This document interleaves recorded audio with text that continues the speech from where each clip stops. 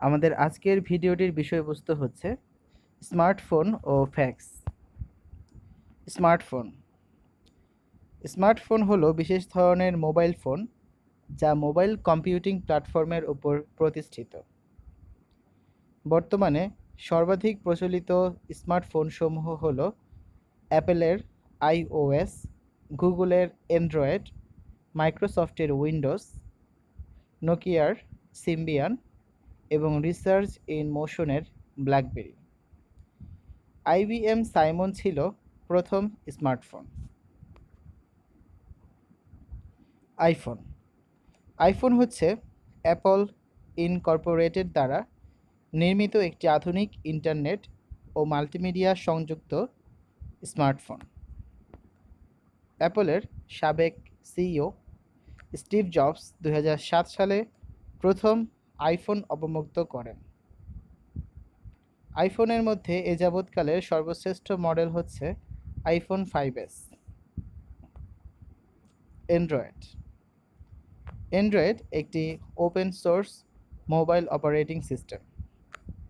এটি Linux kernel এবং একাধিক ওপেন সোর্স লাইব্রেরির উপর ভিত্তি করে তৈরি করা হয়েছে।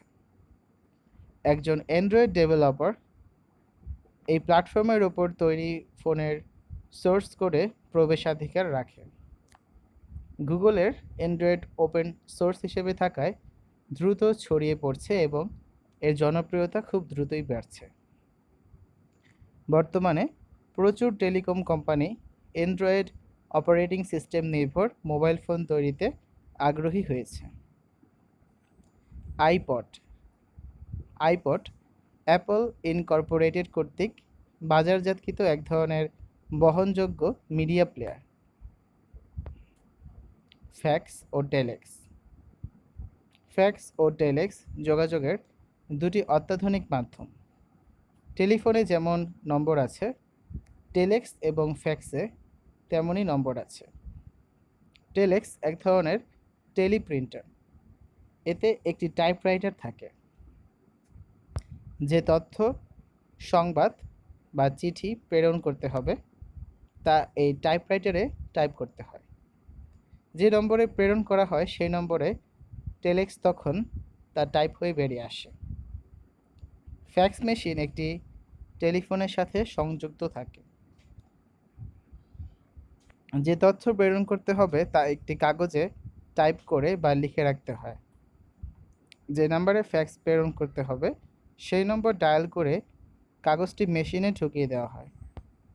অপর প্রান্তে তার হুবহু নকল বেরিয়ে আসে। ফটোকপি মেশিনে যেমন যে কোনো লেখা বা ছবি কপি করা হয়, ফ্যাক্সের সাহায্যেও ছবি, নকশা, ম্যাপ ইত্যাদি প্রেরণ করা যায়।